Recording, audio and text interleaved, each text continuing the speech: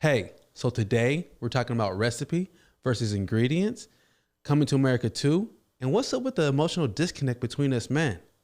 Are you ready? Welcome to the Saymichael podcast.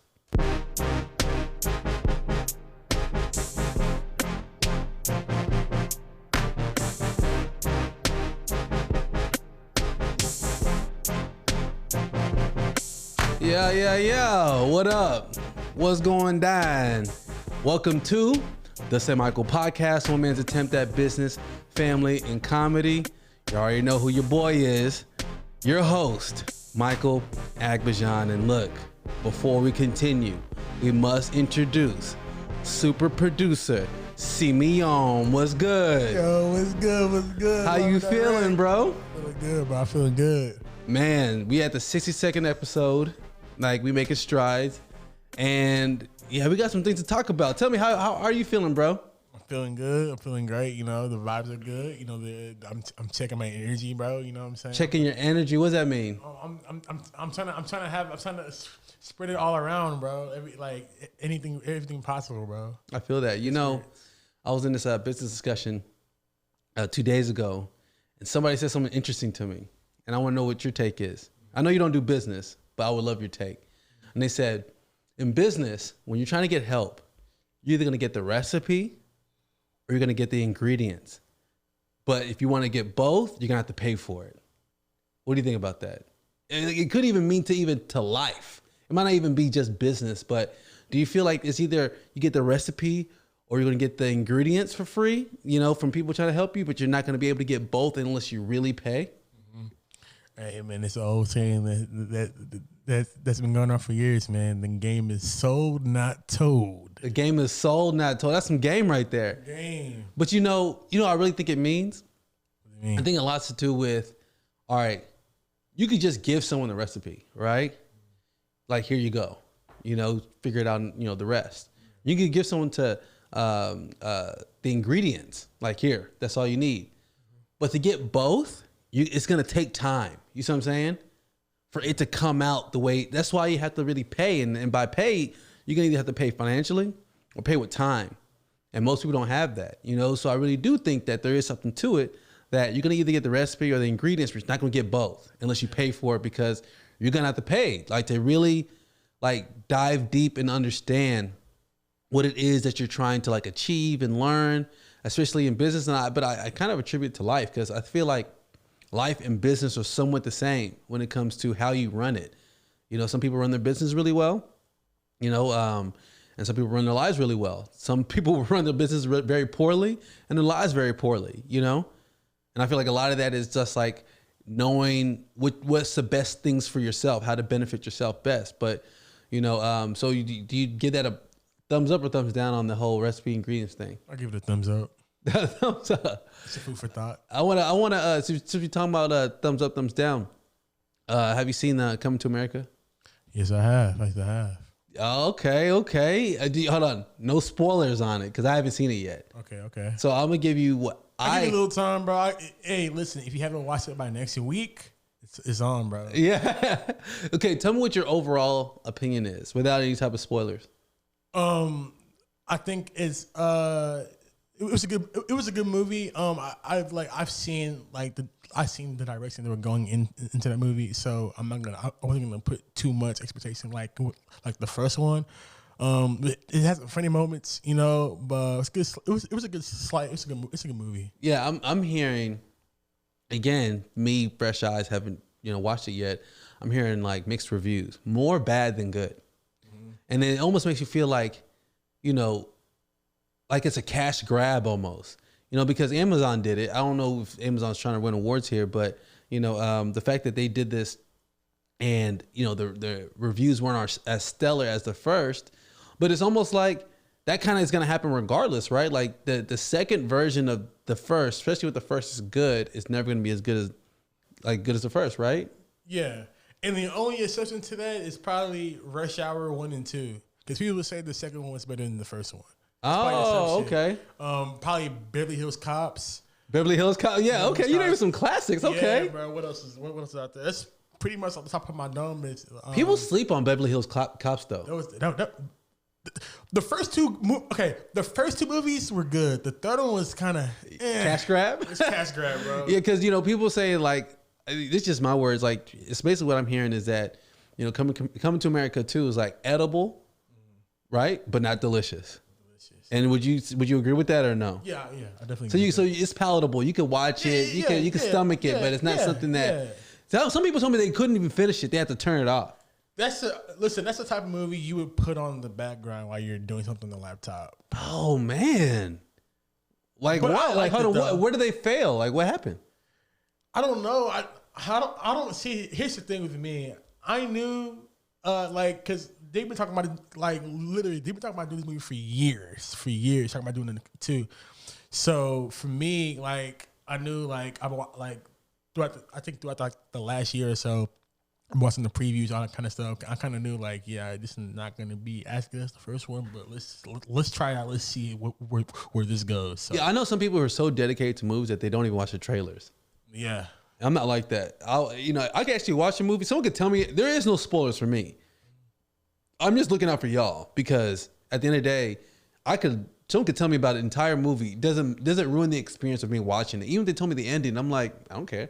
But some people are like, dog, don't ruin it, man. Nah, dead ass. There's people that if you say something like that on Twitter, they will unfollow you, they will unfriend you. It's that serious, but it is inconsiderate though because it is though. Just because it's like it works for you doesn't mean it works for everybody else. Yeah, true. And some people do. Oh man, I used to do that too. I used to be that guy back in the day, but I've sit on it. That was my what made you change? Because that's important. Just self-awareness, bro. Ooh, that's a hard line right there. Self-awareness, bro. Check yourself, bro. That's all it is. I'm actually dealing with the self-awareness issue right now with myself because I'm super aware. Actually, one of my employees, he's actually making some of my other employees very uncomfortable with his aggression. How so? Can you elaborate on that? Like when you get on the phone, there's certain ways how people talk, and some of it's like jokey, like, bro, so I woke up in the morning and there's a straight raccoon right under my whip. When people talk like that, right? Yeah. And he kind of talks like that where he's like, man, I'm over here like, man, do I call credit control? Or, do I grab a gun? What do I do? That's how he talks, right? Yeah. So basically there's a situation where when he gets upset about, the route or something's incorrect, rather than having a conversation about it, he kind of like gets aggressive, but he doesn't get aggressive with me. But this morning, man, talk about I got a call at 7 a.m. And it was basically like complaints about a certain particular route. Yeah. And it had me waking up with hella anxiety. Damn, 7 a.m. Yeah. Were you asleep at that? Or like, I was asleep. So I was like, all right, because I have someone who handles the scheduling and does all the dispatching and all that. But then I'm the person until we get like a head, a detail manager who, is above all detail is me. Right. Mm-hmm. So they call me. I get a call. It's like, he's talking about how he has to drive 50 minutes out to a particular service and, like the route. And if there's someone else who's closer to that route versus him. But the way he was going about it was like really like almost like complaint driven. Just like, like when someone doesn't really get their message off very quickly and you have to really wait, when someone tells you a story, says, bro, listen, I got a story. You're like, oh yeah, what happened? He's like, look, so I woke up, right? He's like, yeah. All right. So I started to brush my teeth. Okay. I was like, yeah. So I got me some toothbrush. I was like, get to the point. Like, get to the point. Like you're taking too long. Like, can you reenact that the situation between you and your worker? Yeah, well, the thing is, I don't want to, if anybody ends up listening to it, I don't want them saying, "Oh, he's talking about me," right? But but this is how it was. It's like he says he'll call. He'll be like, "Hey," I said, "What's good?" He said, "Hey, what's up with this route?" I was like.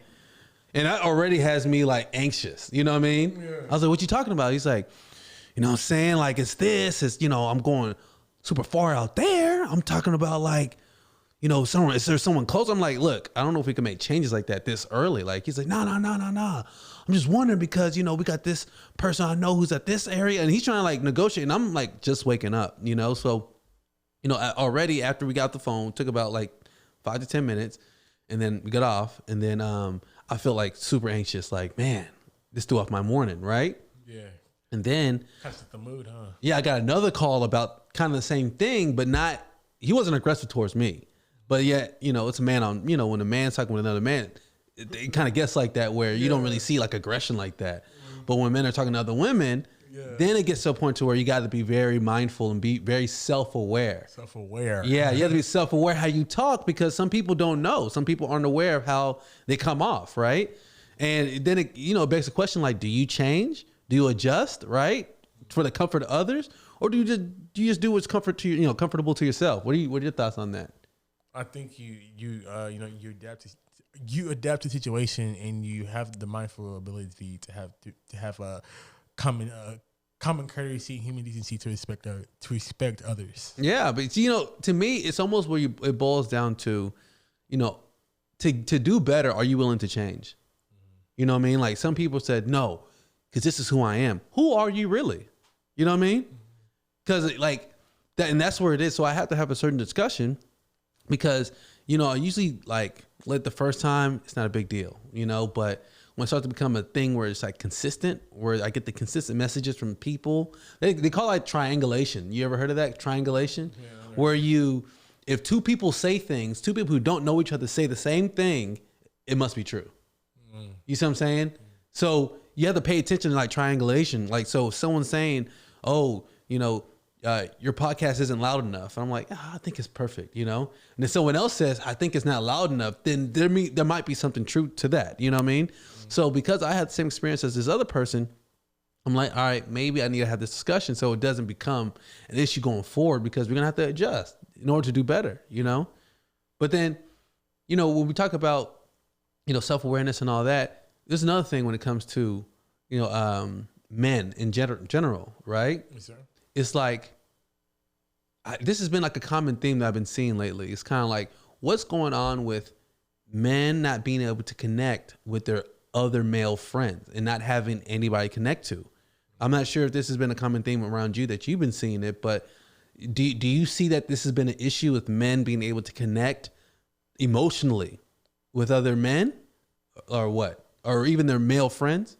Yeah. I think it's one of those things where it takes time to open up, because you're growing up, your father, it's always be tough. It's different. It's different. Society things like societal pressures and stuff like that. Yeah. Like, girl, oh no, you're fine. Of course, the guy, man, nah, man, so you don't cry. We're like, I'm saying, toughen up. Yeah, so yeah. From that, so it might be some emotional insecurities from childhood. Yeah, well, it's true though. Like when you open up as a man, especially to sometimes you open up to a woman will weaponize your truth, bro. Yeah. You tell women like, oh, this and this. Sometimes they'll weaponize that, but either way, with men, it could sometimes be weaponized. Yeah. You know what I mean? And that, to me, is probably the biggest reason why most men don't connect emotionally when it comes to like things that they really go through in life, Because there's times where you just want to just check. Like I see this with myself where, I always reach out, check up, homeboy, see what's going on. But the conversation is always like surface based, like how business is, you know what I mean? And how life is on a general aspect, like, life is good, got these new Jordans, got that, Yeah. But then we're like, but how are you? Are you happy? Then it never kind of goes anywhere. Oh yeah, I'm happy. Oh, I said, you know what I mean? But yet when there is an issue, like say a death in the family or something like that, you reach out, you keep it surface, and then you never really go down like, how you feeling? Like, how are you? Like it just never happens like that. And I do wonder, I have a few people, like I talk closely with you, but then also my little brother, like we talk, deeply, and I'm glad we have that because, when there's things that are like, that we really want to have that trust, you know what I mean? Because men don't trust other men. I think that's another thing. Yeah, too. You know what I mean? Trust, I think, is it's kind of like a prerequisite of being able to like be vulnerable with somebody. But see, me and my brother, we, pour into each other when it comes to things that are happening. So I really do feel like it's possible, but I think we just found it. Like, I think trust is going to have to be developed first. And most men don't trust other men. I don't know. Do you have any thoughts on that? I'm in the same boat as you. I think it comes down to trust and who are your real guys. To be there when times are tough. So you just have to have a strong support group, man. Just find some solid ones, and man, just stick to them. Yeah, and be honest. Yeah. I feel like that's the best way to how you live life. It's like, yeah, man, being honest. Yeah, man, honesty is the best policy. So especially like and I say this thing like people want the truth but can't handle it, right? And I sometimes only give people the truth they can handle. Like I can't really give them the full. It's almost like you give them a little taste of the truth and you see how they handle that, then you know where your limits are, because truth really does hurt, like you can't really tell someone your full honesty because some people aren't ready for that, Yeah, that's like saying if you want your steak served on a trash can lid or on a clean plate, which one do you want, man, Yeah, exactly. Yeah, so that's about delivery. You know what I mean? Like how do you want it? Like that's a different thing too. You know what I mean? Like when you deliver something to somebody, you have to deliver in a way that they would want it. Like you said, if I want steak and I like steak, do you think I want it on a trash can lid? You know what I mean? Like you gotta present it properly for me to at least like it. I don't like steak just for having steak. Delivery matters. So I feel like that's where we have to really just kind of be a little bit more mindful. And I know for myself with the stuff I work on, I actually do try to connect. I think it's most people who don't have the level of maturity yet or self-awareness or understanding that they need to have these type of connections in order to understand themselves even better. You know what I mean? But that's just kind of what it is. But a person who just won in something, recently, Dak finally got his deal. Yes, sir. Yes, sir. How do you feel about that? Did you take it personal, like, oh, finally, or were you kind of like? Yeah, I was finally, bro, because like they've been like, because the thing is like, and we're talking about Dak Prescott, by the way. So if they could have signed him probably like back in 2018 when he was eligible, they could have saved more money and light people up. But like they dragged this whole thing out for the last couple of years, bro. But the contract details is 4 years. $160 million up to $164 million. He gets a no trade clause and a no tag provision.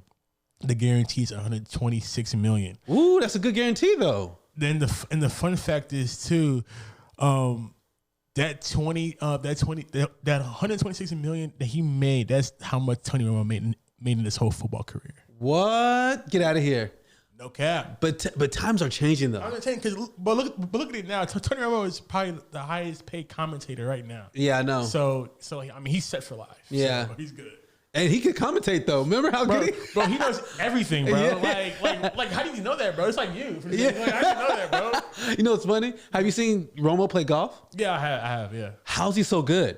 Have you seen those people who are good at almost everything they play? Like Kobe, because I think those guys, bro. I think guys like that, they pay attention to detail. Because I remember one time, Jason Witten, he said a story that one time Kobe, he invited him over to his house and he watched film with him. He was like, "Hey, how did you go on this route? How many yards did you step this way? How many steps do you take?" He was so detailed, everything. Like Jason was like, "Wow, like you don't even play football, you still like everything." You know what I'm saying? He's very bro. That's another word right there because you got to be detail oriented to be great. Yes. You know what I mean? Like you have to be detail oriented because those little small details, that's why I call those nuances, the small things that make big differences. Like, you know what I mean? And you have to be able to like, pay attention to that, which again goes back to like being self-aware. Like how self-aware are you? You know what I mean? Yeah. But yeah, so 127 million guaranteed. Yes, sir. That's a good deal. Very good deal. Wow. And honestly speaking, that's a win-win for both sides because Cowboys saved $15 million. So if they would have done that, now it's like I think it's like 22 million. He would kind of get the cap. So if they would have waited longer, it would have been 37.7 million. So they saved about like 15 million. It's not bad. It's not bad. Not bad. Well, the majority of that probably going to go towards gas because have you seen gas prices, bro? It's going up. People on a Tuesday. People talking about thanks Biden. Yeah, Biden. He's like, nah, like the gas prices. Look, before, okay, our little small Prius, right? Mm-hmm. And it'll take usually easy $14, $15. Fill up, full tank, yeah, full tank, yeah. To the when you can't even click no more. Yeah. that's like $14, $15. Now I'm looking at $25 full tank. Full tank? Yeah, but wifey's at $90 right now full tank. Oh, for that. Oh man. Yeah. So, yeah. So right now gas prices going up. I don't know what that means, for us, because, everyone talking about like the stimulus check that's coming out. People talking about what's the best way to invest that, Get your tax refund too. Tax refunds coming out too. Oh yeah. By the way, too, if people are running about the stimulus checks too, the stimulus checks will come no later than the end of March. So if people are running about end of March. Wow. No later than the end of March. Okay. So just pointing it out there. And as you see, California starting to make a rebound. Texas starting to make a rebound. Restaurants are opening back up due to this whole COVID situation. I don't know what's happening, but I do think that something's happening in a good way. You know what I mean? Like, people are starting to now get back to normal life, and I'm starting to see normalcy. See, bro, don't sleep on my predictions. I don't know if you listen to this podcast week by week, don't sleep on my predictions. Cause that's why I can see above certain things. Look, trust in your boy. Look, we still haven't made to the summer. As I was saying that, summer, fall, we're going to be back. Oh yeah. I saw, yeah. Don't forget, bro. I still hold you to that, bro. Yeah, I know. We're going to see, we're going to see. I said by holiday season. So I said by at least Thanksgiving. Yeah. You said later on, like in the winter. And if not by next year for sure. Yeah. Okay. Man, that's crazy how fast time is going. Like we're already past a year. Yeah. And funny thing too, I said that no, actually I said that the last episode of 2020. Oh, okay. I believe so. Yeah. That it was another episode, but I've been pretty consistent with my predictions. So okay, yeah. So it's when we're gonna start doing that. We hold ourselves to the prediction. We got to record it so we know. Hey, we have it on recorded. We have it on paper, bro. So if anything goes, we have the receipts. Man, well, anything else you want to share with the people? No. Like I said, even though today, Texas have lifted all mask mandates, man. Please still wear your mask.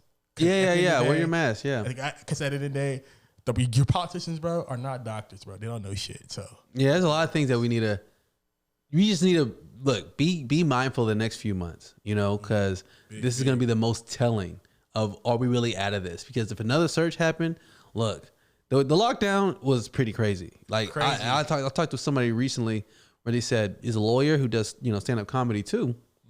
He talked about how he was really active, connected with people. And then as soon as COVID hit, everything shut down. He said that he really took it bad emotionally. So it kind of sounded like he's trying to hint to being suicidal. You know what I mean? And I don't know how bad it got, but he said he's just now getting back to normal. So I hope that, you keep your mentals intact. For sure. You know what I mean? And eating good. And if you're listening to this right now, drink some water. Drink some more water. Gallon a day. Yeah, because people who are getting sick, people who are getting dehydrated, you gotta understand, drink some water, Some water, man. Eat your fruits. Eat at least one fruit every day. One fruit every day. Get at least some green on your plate, bro. Look, this right here, this little section that we're giving y'all, pure value. Value, right? This is pure value right now. So I hope that y'all had your notepad, you know what I'm saying? Because we're about to move on to the next part, which is, always a great conversation with me and my beautiful wife, Blytha Aigbedion. And we're just going to talk about all the things that have been happening and what's on her mind and what's on mine. So really appreciate y'all for joining us. 6-second episode. Time is going. Love y'all. See y'all later. Peace out. Peace. Hey, looking at. What's going down? I love saying that. What's going down? You even said that this time. I actually said it on the previous episode. Oh. They'll see it, but it's like on 2. I was like, is this going to be a thing or should I not make it a thing? Oh my God. Yeah. What's going down? Sound like a little lady in church. Yeah. What's going down? What's going down? No, that doesn't sound good. Yeah, it did. Hold on. What's going down? Oh, that was angelic. Mm. What's going down? Sometimes when you sing, you feel like you really be hitting them notes. I actually be hitting notes though. No, you do, but I'm just saying it's just funny because I think I do, but I don't. You actually be hitting notes. I do? Yeah, sometimes. Sometimes? Okay. Sometimes, like when you don't hit notes, I'm actually kind of embarrassed for you. But I don't want to embarrass you, so I don't say anything. Let me try again. What's going down? I tried on that one. Boys flat. I'm playing. Kind of. But yeah, how are you? How you doing? I'm good. You feeling good? I am. I feel good today. You feel well rested? I do. Today I was off today, so I got to hang out with the friends. We had lunch. That was really cool. But I was so hard on myself yesterday. Man. So yeah, I kind of you going right into it. I'm gonna go right into it, y'all. I was very, very down on myself yesterday. Yeah, I made a mistake. I think my first mistake in my business. I didn't quite double book, but I kind of did. Mm-hmm. I already had a girl who put a down payment for a particular day, because I have if you want to reserve your day, put a non-refundable deposit down or refundable deposit down. And she did a couple of weeks ago. And so I had another lady reach out to me and say, hey, I want to do this on this day. Is it available? I'm like, yes, of course. I'm excited. I'm like, I'm trying to get everybody to book with me. You know what I mean? Mm-hmm. So I'm excited. I'm like, yes, of course. It's available. I do require a $50 deposit. And she's like, okay, perfect. But something told me that date sounds so familiar.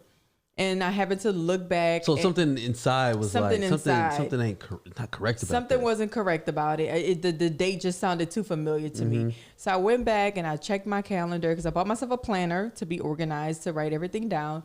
And I already had the day booked for someone else for the exact same time. So I had to go back and tell her, I am so sorry. Unfortunately, that day is booked. Is there another day we can maybe, host for you? No response. And not only was it a no response, it was a read, seen message. She obviously read the message, but she didn't respond to it. I didn't know that. Yeah. So it said seen because she read it and she didn't respond. So I felt so bad. I was just like, oh. So I was like beating myself about it yesterday. It was like my first mistake. So now it's kind of like, okay, Bly, before you confirm with anybody, check your dates. Make sure the dates are available. So tell me, do you think that woman was so invested that she got upset like that to just not even say anything? I think she was. I think I kind of, had the alley-oop, I kind of threw it up and she was supposed to dunk it, but I threw it up and, then I kind of took it back and was like, my bad, Yeah. So I think I kind of. What do you mean by that when you say you alley-oop? Like you kind of buttered her up for that? Yeah, I got her excited because I confirmed it's available. Yes, oh my God, that would be so cute for your event. And then when it's time to pay, I'm like, hold on, let me check real quick. And then that's when I was like, oh my God, I'm so sorry, but that date is actually not available. So I think I got her excited just as much as I was excited to do it. And I had to tell her, you know what, I'm so sorry, it's not available, no, basically. And she didn't respond, so I just felt really bad about it. And yeah, lesson learned. Well, you actually could maybe follow up with like a discount or something, like, hey, True. I know you're probably upset about this and this and that. I could, just because of that, I could go ahead and give you X% off. Yeah. Or $50 off, whatever you want to do. For like your next event or something. Yeah, for if you want to do a different day or for your next event. And then, because, when you make a mistake in any like particular part of your process, there should be like a response to say, okay, this is on us. We dropped the ball. Right. How do we get them back? You know? I mean, I offered the next day, which I'm sure she already has that day booked. She probably already told people in advance. She already invited people. So I offered like the next day. I was like, hey, this Sunday is available except that Saturday that she wanted. But, like I said, she read it. She didn't respond. She's probably like, moving on. You know what I mean? Maybe that means you should get 2 champagne cards. I thought about that. I actually thought about getting 2. But I didn't want to get 2 and then, I'm still booking for the first one to be paid off, and then I can start actually like making money from it. So if I get 2, then it's like, okay, I'm trying to pay off 2 and the first one's not even paid off yet, So it's like, I thought about that and it would come in enough time for me to do both. But I was like, no, let me just stick with the one that I have. Once that's paid off, and then if I am like double booking, then I'm like, okay, I need 2. Let me go ahead and get 2. But I didn't want to just get two because it happened to be booked on the same day. You know what I mean? Well, definitely not. I was kind of like just guessing. Yeah. I mean, I thought about it. Trust me. Even I was telling my coworkers, and it was like, you got, how much is it? Oh, you got that. You could buy that. You can go ahead and buy it. I was like, no. That's different. Like, I'm not about to just buy 2 champagne carts. Like, it wasn't no cheap cart. You know what I mean? Like, obviously I'm renting it out so it could pay itself off, and then I can, make money from it. So I'm still trying to pay it off. You know what I mean? So, yeah. Tell me why you took it so personally. I took it personally because I don't like to upset people, and I don't like to make mistakes. Obviously no one's perfect. I know that, but I just don't like the fact that I was the reason why, she was maybe upset or disappointed. So I was disappointed in myself that I got her excited, and I confirmed with her, like, yes, you can have that day. And then I took it away from her, so it was just kind of like I was just very disappointed in myself for hurting someone or possibly hurting that person. And I know she felt some type of way because she read my message and she didn't respond, whereas other people, let's say if my price is too expensive for them or whatever, they always respond. They always respond back, so she read it, and did not respond. So I was just like, I feel so bad, Yeah. So like, I know when it happens with me where this happened a lot in the past. So, there's literally hundreds of times when this happened. Yeah. But it's almost like when you, in essence, you kind of feel like a dummy a little bit, or you feel like you're careless to some extent. Like, what the heck was I thinking to even, sell this and then not have it available? It just makes you look sloppy. It makes you look unorganized. Yeah, or unorganized. And she's probably thinking, I probably dodged a bullet because she might show up late. Yeah. She may not have everything put together. Like she already got a bad taste in her mouth about me. Makes you feel a little small time. Yeah, exactly. And she probably looking at me like, oh, she just started. She don't know what she doing. You know what I mean? She's like, let me go somewhere where they know what they doing. Yeah. So it's very like unprofessional. And I get it. People make mistakes. Like everybody makes mistakes. But it's just, I don't know if it's a Virgo thing. We like to unpack that. What do you mean? How do Virgos? The trait of a Virgo is a perfectionist. I don't think that I'm a perfectionist, but people tell me that I am a perfectionist, and I don't think I am. But I do like organization, and I do like cleanliness. I do like things perfect, but I'm not a perfectionist. No, not perfect, but I like things, a certain way, I guess. And I like things done my way too. So I don't think I'm a perfectionist. Nothing has to be perfect, but I mean, I do have, a little bit of that in me. Maybe like 80%.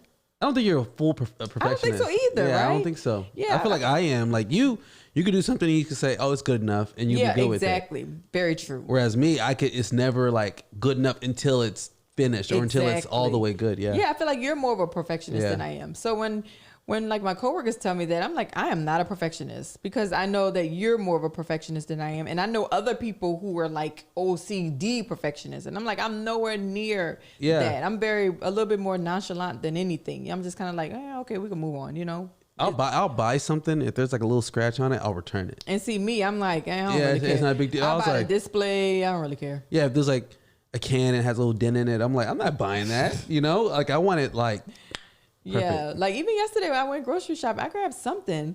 Oh, a box of rotten oatmeal. grapes? No, oatmeal, and the box was all dent up and everything. It was like almost open, and I just made sure like none of the packs were like already open. The individual packs. I was like, I don't care. That'd be impossible for me. That'd be impossible. I know you be moving stuff off to the side. You trying to go all the way in the back. I might go to another store. I was like, I need oatmeal, and I can't go with these boxes that are kind of open. Oh my God! Well, Family Dollars is my favorite store, so that says a lot you about me. You like Family Dollar better than Dollar General? You know what? I love Family Dollar way better than Dollar General. I don't know my way around Dollar General like that. Like Family Dollars, I could tell you where everything is at. I know the aisles. I know everything. Yeah. And I love Dollar Tree. Now Dollar Tree is for my people who loves to budget. Like everything in there is literally $1. Yeah. So I go in there and I get a lot of like cute stuff or whatever. But yeah, like Family Dollars, that's my joint. I wonder what happened to 99-cent store. It's the same thing as Dollar Tree. Yeah, but there's not as many around as there used to be. Right. It used to be everywhere. I feel like 99-cent store is more like off brands, where Dollar Tree has like off brands, but they also have like like real, like, you know, known brands. So maybe that's what it is. Maybe that's why 99-cent store is a little falling off. Y'all don't have that in New Orleans, right? Yeah, we do. 99-cent store. So you're like, you have experience going to 99-cent store. yeah. Yeah, I remember when they were the hottest thing like, out. I remember every Sunday after church, we'll go to the mall or we'll go to like McDonald's or whatever. But there was a 99-cent store that was connected to the mall. So we would always hit that up and get like candy, you know, all that everything, stuff. yeah. You know? So I'm very familiar with 99-cent store and the Dollar Tree. Everyone was fascinated with them because they started the whole dollar situation. And, you know, even the news, they're saying, how do you do it? And it's like, we buy from these people at a wholesale and then we, you know, flip it at ours. Man. And people are like, for 99, are you sure 99 cents? He's like, I'm getting this stuff for like 5-10 cents. Yeah. And it's crazy because if you go to a Dollar Tree now, it kind of looks like a Family Dollars. Like they have a balloon station. So if you want to, instead of going to Party City where they're going to charge you like $2 for a balloon, you go to, the Dollar Tree and they charging you like $1 for like a really nice balloon.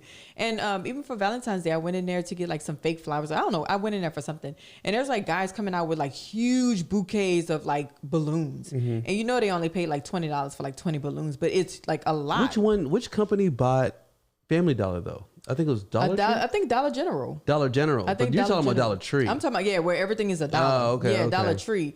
Everything is in there. In there is a dollar.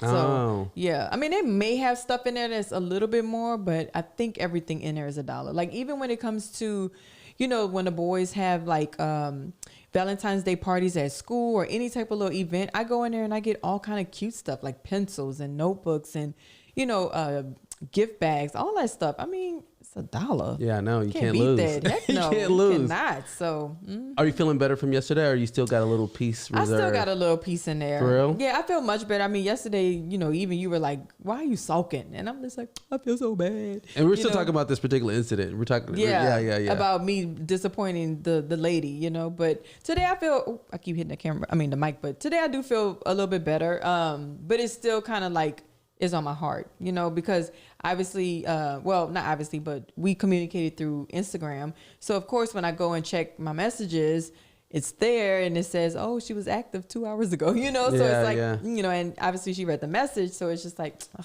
it kind of sucks. You go back over there, she unfollowed you. And she blocked right? You. I low key just want to delete the message thread so I don't have to like keep looking at it, you know, like looking at my disappointment every single day. That's gonna happen often, though. I know. So I just got to be more at least in a long span, it's gonna happen often. Yeah, I think with me, because I bought a planner and I'm pretty good with putting it in the planner. I just need to keep the planner on me. But it's weird because I don't want to mix my my own business with my work. You know what I mean? Because I don't want to bring it to work with me. But I feel like I'm starting to do that, as far as like checking my messages and like communicating with, you know, possible customers while I'm at work. And sometimes I do feel a little bad. So I don't know. I got to figure out how to make that work. You don't want to put it in your phone? Well, I do. I just put it in my phone. So what was in my planner is now on my phone. Would you rather have a physical planner or a digital planner? I like physical. Why? I'm old school. I like to write it out. That's good. Yeah, I like to. I mean, and I have a planner on my phone where, you know, my day-to-day appointments and all that stuff. But it's just basic, like name, time, that's it. You know, just so it could remind me like, hey, tomorrow this is the event. But my planner is more like, I like to be detailed, you know, like on that date, the name and the time and what the color is, the theme and all that stuff. So I like to be a little bit more detailed. I like to write it out. You said color and theme? Yeah, you know, like if it's a specific color that they want to do or like a type of theme that they want to do. Yeah, you could get a little bit more detailed. Yes. Yeah. With me writing out. And I can in my phone, I can. But it's just, I don't know, for me, it's just, I like the flip of the pages. I don't know what that is. You know, and then you can see it all, you know, like exactly. you can see progress. You can see. Exactly. It's much easier. Yeah, it's much easier. I think it's more that you can see it and it's there and you can flip it, you know. So it's a little bit easier for me. You know, I don't even use a planner. I use the good old noggin. Oh, God. Man, I need a planner. I need to get it all together. I think everybody needs like a little planner just to stay organized, stay on top of things. Yeah, but I have to like figure out what I put in the planner to remind me. You know, like think about the reminders. Like you use reminders all the time, right? Oh yeah, everything is on reminders for me. Literally everything. Even if it's like, oh, we ran out of bread, reminder. You know, so when it's time for me to grocery shop, I already have like a list of everything that I need to get. So the reminder is like my best friend. That's really like the only thing I use on my phone. Wow. So, yeah, anything else new with you? Well, I mean, I have another event this weekend, so I'm super excited about that. Man, let's go. Yeah, let's go. So Man, I'm excited. you're going hard right now. I know. I feel like that whole. I don't know if everybody remembers like when I talked about like the posting 10 stories a day. Yeah, and, yeah. 3 reels, 3 posts. 3 posts. So I haven't been doing any reels. I need to. I haven't been doing any posts like that. But the stories, I've kind of been trying to like add, do stories. And I haven't been doing 10 a day, but at least I've been like very consistent with doing at least like 5 or 6 a day. And it's really catching people's attention. And they've been hitting me up. So I'm like, this is working. So Instagram's one of your hottest spots right now. Yeah. People who like I did a, event last weekend. So go to my page, check it out. It was a girl who contacted me and said she wanted to do like a surprise lunch for, a gentleman. And, it was, she didn't follow me. I didn't follow her. So I don't know how she found me. And I didn't even ask, cause it wasn't like we were following each other. It wasn't until after I did the event that we followed each other. So I was like, that's so cool. I don't know how she found me, but I mean, she showed up, she had a great time, and I was super excited. Wow. You need to lock into Pinterest too. I know. That's one of your favorite spots. Did you know? My favorite spot. Did you know that the name, do you know where it came from? The name Pinterest? Where you could pin your interest, Pinterest. Oh, well, yeah, that makes sense. I didn't know that. Oh, I mean, I figured once you break it down, that's what it means. You didn't break it down though. No, I know, but I figured that's what it meant. But when you said, do I know where it came from? I thought you meant like. So you thought the tryst part created Pinterest? You thought the tryst part was from interest? Yeah. Oh, okay. And it's funny because I actually know somebody who pronounces it incorrectly.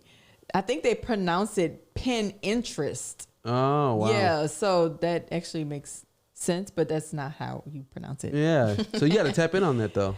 Yeah, I love Pinterest, but I would love to put my stuff on there. I mean, I feel like I'm not there quite yet because obviously I do see other picnics and I'm like, man. Oh, you could. So it's like a comparison type thing. Yeah, So I you have to be at a compared. certain level because I don't go on Pinterest. So I'm saying you have to be at a certain level to have that type of look or something or what? No, because I see picnics on there that kind of looks like mine and I'm like, oh, that's very similar to me. But then I also see people who've been doing it for a long time. And I'm like, see, that deserves a Pinterest. But when I see something that looks very similar to mine, I'm like, Yeah. See. It's kind of like. So you want to like carve yourself out a little bit more. Yeah. So you can have your look and your type. Exactly. Yeah. So you have to build your like portfolio up and all that. I think that's what it is. You can tell when somebody's just starting and then you could tell when somebody's been in it for a really long time. Yeah. You could tell the detail is just very different. The way they style things, the color stories, the way they put things together is very advanced, So I was like, okay, well, obviously that comes with practice.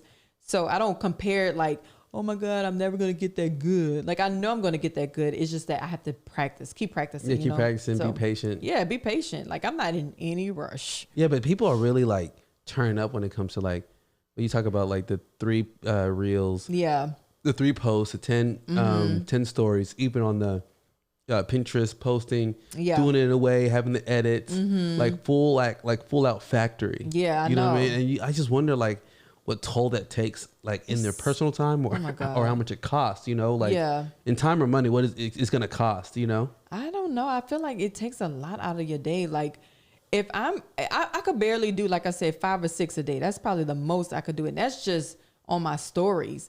For people who post pictures and reels and they're like consistent with it, I'm like, how do you have a full-time job? There's no way. I mean, unless you have a full-time job and then you work, at night through your sleep or something, but I just can't do it. It's just very difficult for me to remember to take a picture or, video and remember to even post it. So it's like, I have to constantly remind myself, take a picture, post or, come up with different, themes or catchphrases or something to get people's attention. Like, it's very difficult for me. Yeah, it's exhausting. Yeah, and exhausting, exactly. Yeah, you have to have all that new processing power. Like, okay, clever. You have to keep thinking of something clever, keep thinking of new captions. Exactly. And then I'm like, how many times can I repost the champagne cart? You know what I mean? The same angle. So it's like, okay, let me post it with me in it. Let me post it with actual client in it. Let me post, or maybe post it with the boy standing next to it. I don't know, so it's like, how many times can I repost the exact same photo? So it's just like, how can I get creative with it? And then I'm posting the champagne cart, but how many, like, what can I say about it? I have to come up with all these different funny phrases to catch people's attention, you know, but I'm trying to sell the champagne. Yeah, but you at the know, end of the day. everyone's on Instagram at the same time. You know No, what I mean? that's So true. you could really post the same thing over and over sometimes. Yeah, no, that's very true. And I even noticed that, you know, when it comes to posting, it depends on, I guess it is algorithm. Like it the depends on, time. the time. And I'm like, I can't even, that's a lot of work for me to even figure out. But a lot of that, to cut that down, is planning ahead. When you plan ahead, Yeah. and you know what's coming, it's not that stressful. Like when you try to almost do it on the whim, Yeah. you know, because that's where that pre-planning, that's, you know, a lot of people do it like almost like when you get your meals for working out, like you set up on a Sunday, and you're like, all right, I'm gonna just cook all the meals, do all that meal prep. Yeah. And it's the same way for like organizing a lot of posts, you know. That makes sense, because I know someone who actually I work with her. She's really good at like posting, but she's the type where, you know, in one day she'll have, you know, like a photo shoot, and she'll have maybe like 6-7 different looks. And so obviously, you know, strategically she will post one on one day, one on another day, and it looks like she's out and about, every day there's a different look and she's different places, but really it was all taken in one day, you know. So maybe I have to do something like that. I have no idea, but that just seems like a lot. Yeah, you'll get know? it through time. Yeah, through time. And then, it's not for I want followers. It's like I want people to book my stuff, you know. Yeah. So I just don't know how to do that. You know what I mean? You know how some people, when they trying to sell something, they show like off their bodies, to like, hey, buy this, but look at me at the same time. I'm not that type of person. So I'm like, I'm just showing pictures of like literally what I have to offer, you know? So I don't really know what I could do differently. Yeah, I already know. I already have ideas, but we could, okay, you know, come on. I already now. talked about like setting up stuff. Yeah. Or like, you know, showing your personal style on certain things. Exactly. You know, setting up little, like how you set up things, how you break things down, the slow-mo, the fast forward. Yes, yeah. There's all different clever ways of just like repurposing the single event. You know what I mean? That makes sense. Yeah. I think I need to get more into, and you even said I need to show more interacting pictures and videos. So I posted one and I got a lot of like great response from that too. So I was like, okay, well, this is where I need to go. I need to post more, you know, pictures of people having fun and, you know, having a good time, all that good stuff. Something that people could connect to, you know? Yeah, exactly. And people connect to people so quickly, you know? That's very true. But, you know, so tell me, you know, we just watched the Meghan Markle and Prince Harry interview with Oprah. You want to give your hot take on it, or you want to? Man, well, for one, I cried this morning, just like thinking about the whole thing again. It really upsetted me, you know.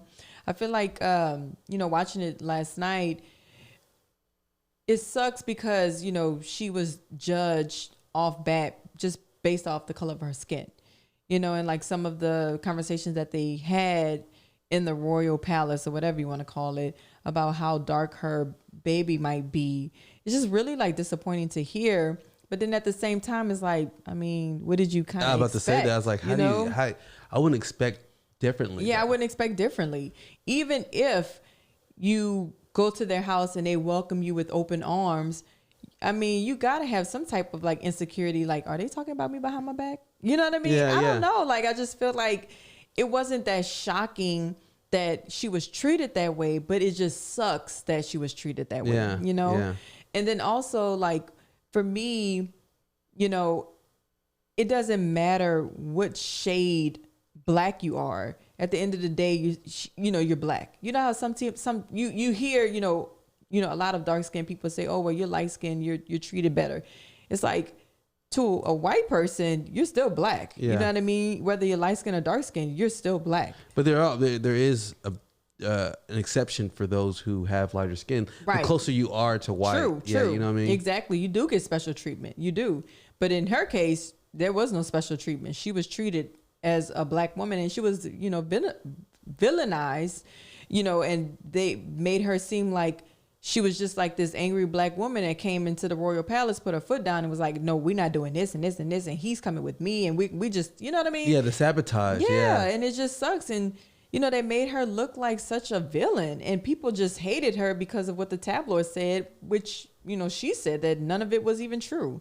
So, and nobody spoke up, you know, nobody said, that's not true. That's not what happened. They just kind of like let the tabloids do their thing and nobody said anything. It's almost more shocking of how quick things happen. Yeah. Because, remember when they started dating and then next, they're engaged. Yeah. And then they get married in this huge, like, remember how big that ceremony was? It was crazy, yeah. It was it was like the main thing, and everyone was watching it. It was so huge, right?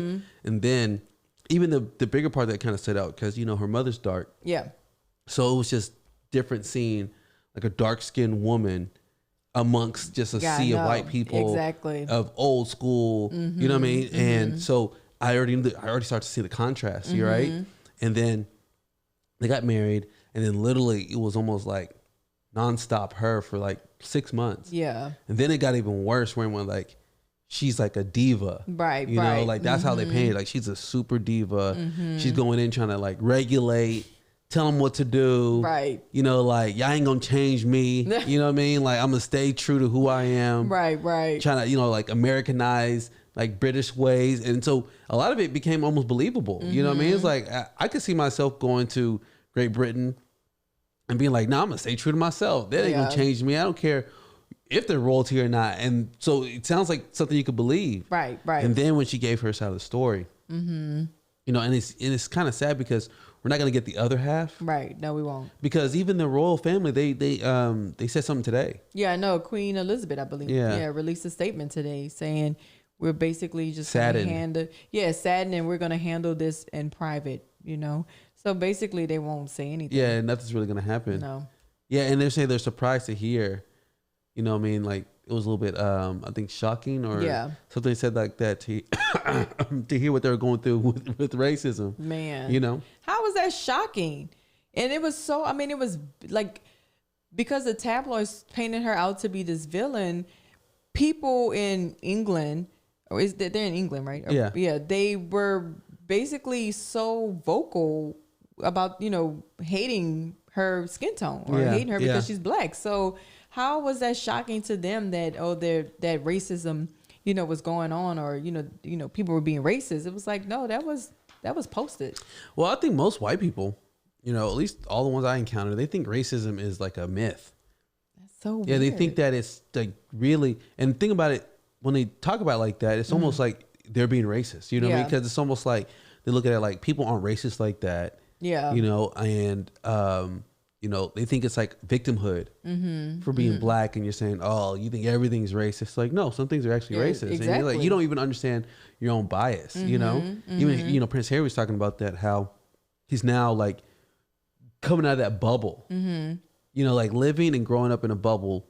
And you were touching on this a lot about like how he knows this is how you're supposed to live. Like that's how he knew. Right, exactly. And then he gets out of that, goes to California. Now they're more independent, have their own, I think, media company or whatever. Yeah. And then he's realizing like, oh, whoa, like there's a lot of things that I did not know about. And he tried to bring that in, to the British family, and they weren't having it. Yeah. Like they're just too old school, Yeah, definitely. Nobody wants to be the one who comes in and say, we need to change this. And then, everybody's like, nah, we ain't about to do nothing, because nobody wants to be put out of the royal family or, rejected, kicked out, or cut off, basically, so people don't speak up. They just kind of like, this is just kind of how it is. Like, you just have to accept it and move on because that's just what it is. But they're rewriting history right now. Oh, yeah, big like time. Think of how history has played out for them. And then Princess Diana, you see how big that was. Yeah, of course. Still to this day, it almost seems fresh. Yeah, no, it's still hurtful. Yeah, and then you go into this situation, very similar. Yeah. And it's affecting still the direct family. Right, exactly. It's just, I'm super glad that they did the interview with Oprah though. Super glad because I know because Oprah has such a huge following. I was telling you yesterday. She has followings of all races all over the world. Just imagine how many people watched this interview. You know what I mean? I don't think they could have found anybody better than Oprah to do this interview. Yeah, it's really because you really think who? Gail? Yeah, exactly. There's literally no one there who has like a household name like Oprah. Everybody knows who she is. Every single person knows who Oprah is. So How about Jerry Springer? How about you did the interview? oh my God. People would have watched just because they thought it may have been funny or something. Yeah, You know yeah. what I There'd mean? been a fight or something like that. Something crazy, some drama. Someone pop out. You're like, oh. Exactly. Something stupid.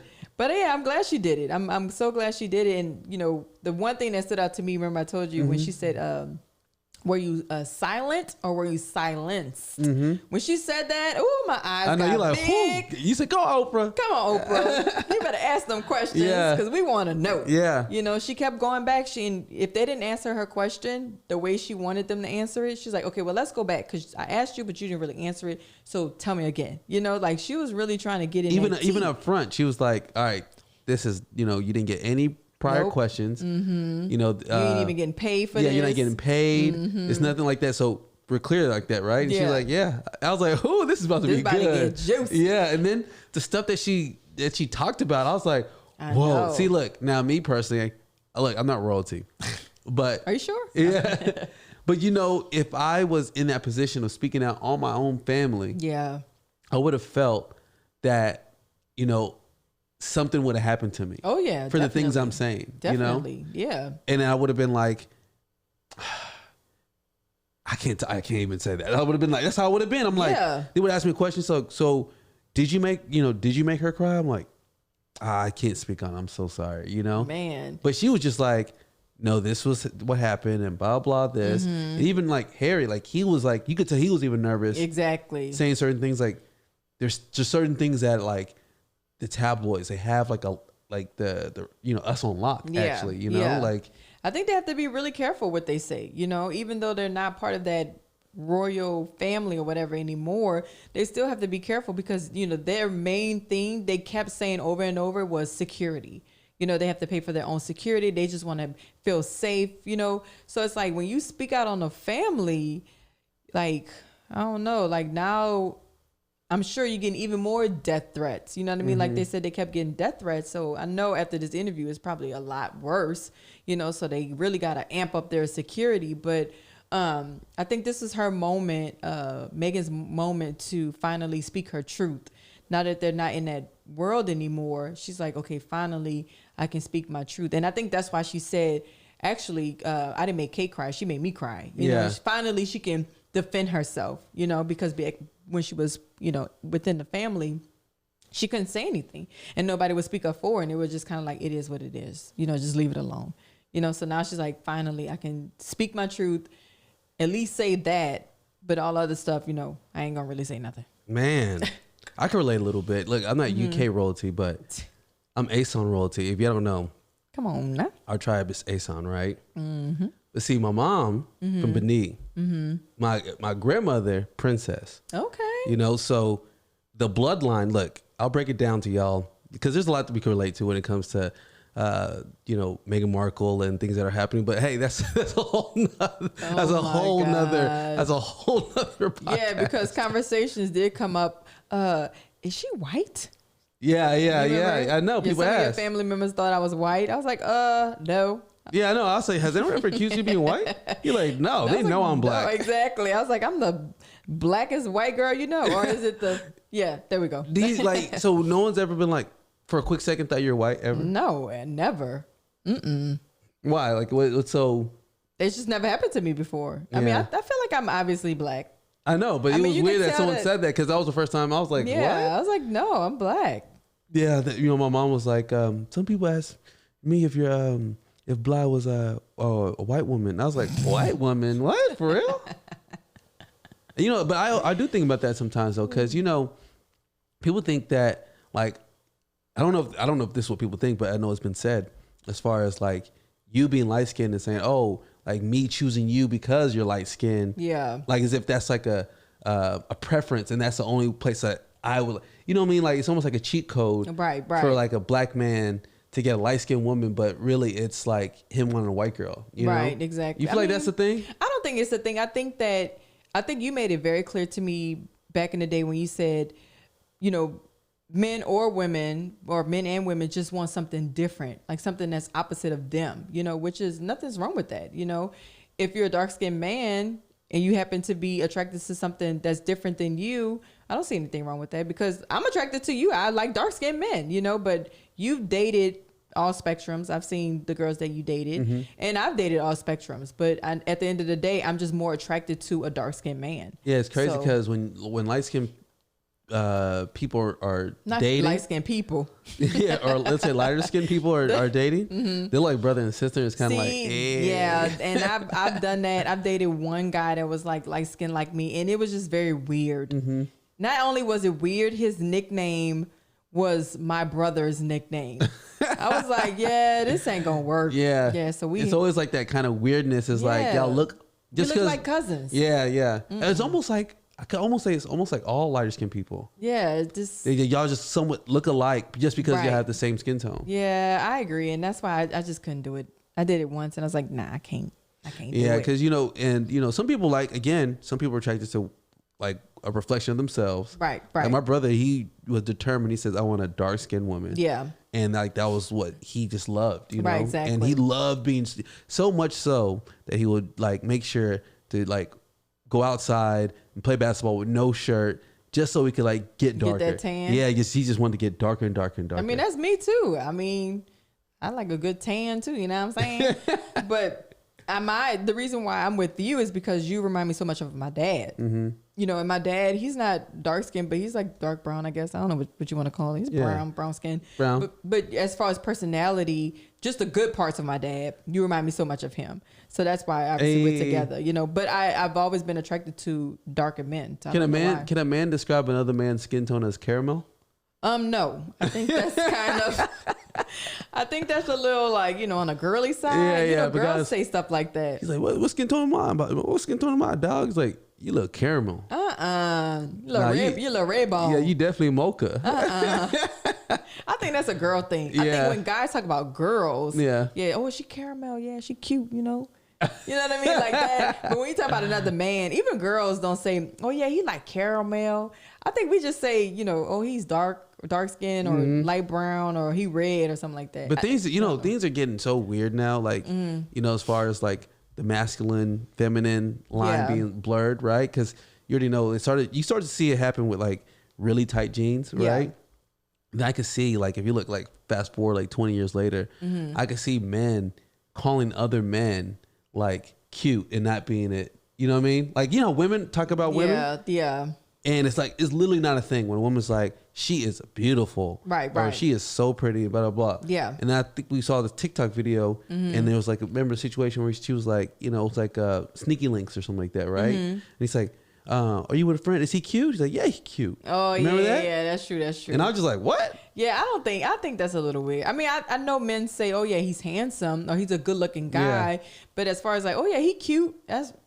I could say that. I could say like if someone's like, okay, that's a handsome guy. Yeah, exactly. You know what I mean? But when you're talking about, oh, that guy's cute. It kind of shows attraction. Yeah, you know exactly. What I mean? You think he's cute, like how? Like he's cute and cuddly. You know what I mean? Like he's like cute. You know? Like what are you talking about? He's cute. Like if I was to ever hear you say, oh yeah, he's cute, I'd be like, yeah, I know, right? At you like something you need to tell me. Yeah, but don't you think that that's coming? Like as far as like, I would hope not, but yeah, I mean, look, guys out here painting their fingernails, they over here wearing you know, weave, and I'm not talking about, you know, gay men. I'm talking about straight men are wearing like the nail polish and stuff. So I mean, who knows? Yeah, they may be like, oh yeah, he's cute. I'm like, oh okay, I guess that generation is. I know it's changing. It's changing, but what do you think is going to come out from this whole Meghan Markle thing? Like, what do you predict? I don't know. I hope that you know, she was able to speak her truth, and I hope that they can move on from, you know, their past. I just hope that they just live a regular life and people just leave them alone. You know, you think that's possible? No, I don't think it's possible at all. You know, because he's still, even though he's not Prince, he's still Prince to us. Yeah, right? I know. You know, he's still Prince Harry. Harry. One of them, I don't know. But man, it's so dope that Tyler Perry came through. Tyler Perry always coming through. He's like, y'all want to stay in my mansion until y'all get right? Y'all can stay in one of my extra ones. You're like, yeah, you're so rich. And then he said, like, it was just shocking to hear that he got cut off. And he said, my own personal security got cut off. I know. But then I thought it was a little bit of disingenuous when Meghan was like, she was saying, oh, don't worry about my security or, what's their son's, Harry? I can't remember. I can't remember. I think it started with an A or something. I can't remember. Archie. Yeah, don't worry about my security or Archie's security. Like, no. She said, don't worry about my security. She said, but make sure Prince and the baby was secure. Oh, that's what she said? Yeah, she did say that. Okay. Yeah. So I thought that was a little disingenuous. Yeah. But I mean, she probably looks at herself as just a regular person. Yeah, but you can't, if you're married and you can't say, don't worry about my security. Right. Who's going to be like, oh, okay. You know what I mean? But I get where she's coming from. She's just basically like, make sure his life is just what it was before he met me, because she was just I'm not gonna say she was a nobody, but she wasn't walking around with no security, I'm sure, even though she was an actress and this and this and that, whatever, but she didn't probably have like security like that. But it's crazy that they had to have, like he said, they have to do the media company, have to do all this just so they could afford security. I know. So it almost just like showed me how different their life, because it's not like they could come to America, have everything cut off, and start living in an apartment with security. You know what I mean? Like, they have to live in a palace, like a huge home. I know. Right? So that already, it's not like they could live in some type of regular crib.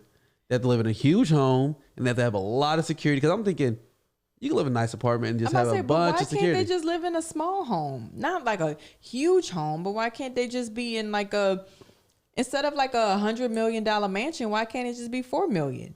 You know what I mean? Why do they have to have that huge mansion? I mean, obviously they can, but it's crazy that he was cut off. But that to me is like, well, how much money did you actually have? Yeah. If you have to go to work, then like how much did you actually have? Yeah. Maybe he didn't really have. Maybe being in that family, you really don't get a lot. Didn't he say something about like, all I had left was what my mother. I think that's what he said. Like what his mother left them is all he had left. I feel like that's what he said. Okay, yeah, and I mean, think about it. Like $10 million does not go far for them. You know what I mean? Really doesn't. So I'm pretty sure he's like, oh, we just had like $100 million, and I had to get to work. Like, I mean, but why you just can't downsize? You know what I mean? He's like, we have to keep the same lifestyle. Yeah, exactly. That's what kind of threw me off. He's like, we had to start these companies so we could pay for security. I was like, and your home? Exactly. And your drivers? Right. You know what I mean? Like, I don't know. You could have got a Kia. Right. Seeing Prince Harry in a Kia would have been like, whoa, you are keeping it real. I mean, but then he would get more respect within the black community, I would think. Yeah. Right? Yeah, he's keeping it real. But then they would be like, but see, that's Meghan doing that. Yeah. She, you know what I mean? She controlling everything. She's so real. She making him real. You know what I mean? You know how it be. I started doing crack. Oh, that's I'm playing. Insane. But what if, I don't want to spread no rumors. You know what? Let me stop. Well, I'm about to say, what if they're already doing crack? You know what I mean? Like, we don't know. Exactly. I mean. Yeah, but you saw their house that, like it was just so beautiful. I was like, wow. Well, at least the back. I was about to say, I didn't see no house. Yeah, they showed the back. Remember the walkway where they're walking through like a little small forest almost? Yeah, and they had like the chickens. Yeah. I thought it was kind of cute. It was they were really feeding nice. chickens. Yeah. But, if I was that rich, I wouldn't be feeding no chickens. I know. I'm not doing none of that. And she had those eggs in a little crate. Yeah, I saw that. Like, look at y'all. I was like, what is this? Yeah. Y'all are just too like. I wish we could actually have chickens though. I really would want you that. You do. You want chicken. I don't want to do none of that. You don't? No. Could you kill a chicken? No. Oh.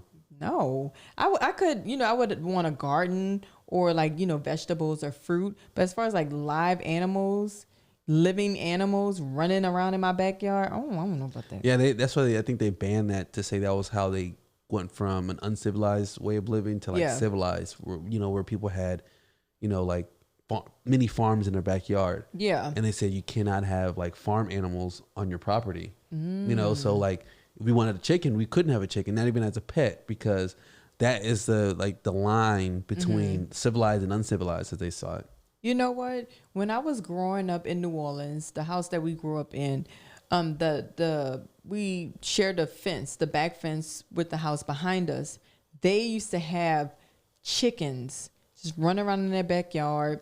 They used to have rabbits with like red pupils, red eyes, rabbits. Yes, running around in the backyard. And I just always thought it was just so gross and disgusting, because we were always climbing the fence, because it was like a tall gate, maybe like, I don't know, maybe 6 feet. We were kids. So we would always climb and we would look over, and it was just like chickens just everywhere. And I'm like, this ain't get the country. Like, this is the city, and y'all have chickens in y'all backyard, and it used to smell. You already know. Oh my God, it was so gross. So that's why. Was it a big backyard or was it? Yeah, it was pretty big. Yeah, it was pretty. It's probably like the size of ours, maybe a little bit bigger, but it was just they never kept it clean. Yeah. Like, it was just so smelly, and we could smell it into our yard. So I just never had a good experience with chickens and stuff like that. So Yeah, want to know a nice word? what's that? Kind of a double header. What's that? The word is cachet. I've heard that word before. But there's two uses. Oh. There's cachet, as in like a place to hide like small things, or a place to hide things, right? Like a hiding place. Yeah. Cachet. That's like CACHE. Mm-hmm. And there's cachet, which is like cachette. You know what I mean? Like CACHET. Mm-hmm. And that's like premium with status. You know what? There was a boutique called Cachet, but it was like cheap stuff up in there. So maybe they wanted it to seem like very luxurious. I guess that stuff was hella cheap. You know, like I do you use that word cachet? I don't. You know, he's like, you don't have that cachet to move through. He's like, oh. Oh my God. Yeah, but then I thought about the other way, cachet, because on a computer you got to like remove your cachet, because like when you start doing programs and you start doing certain things, like there's like little small files that keep filling up and it slows down your computer. Then you got to erase your cachet. Oh my God. Just in case you ever need to use that term. Okay. Well, I'll make sure I use it today and tomorrow. That's so funny. Any other updates? How are you feeling? Are you feeling great? Yeah, I'm feeling good. Ready for another day? I'm ready for this weekend, so I could, I'm off this weekend, so definitely get that event going, and y'all gonna see me pushing, my palettes. So I'm excited. We got our t-shirts on today. Oh, we do. Bly's Pretty Palettes. Look at us. Can you see it? Yeah, check out that logo. Last time, I think you had like something covering it. Oh, probably. Yeah, I had my hoodie on, so you probably was like blocking the words. Yeah. But yeah, y'all check it out. You know what I'm saying? We got uniforms. We legit. We legit. Well, as you know, this is a great one. I know. I never wanted to end. I know. Want to do another hour, or No. It's so late. I know. Well, thank y'all for joining us. It was a good one. And as you already know, we'll see y'all later. Love y'all. Peace out. Peace.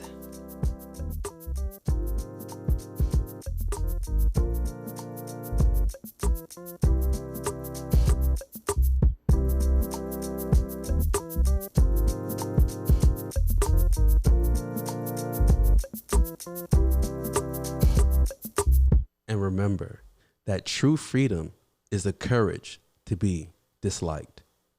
See you later. Peace.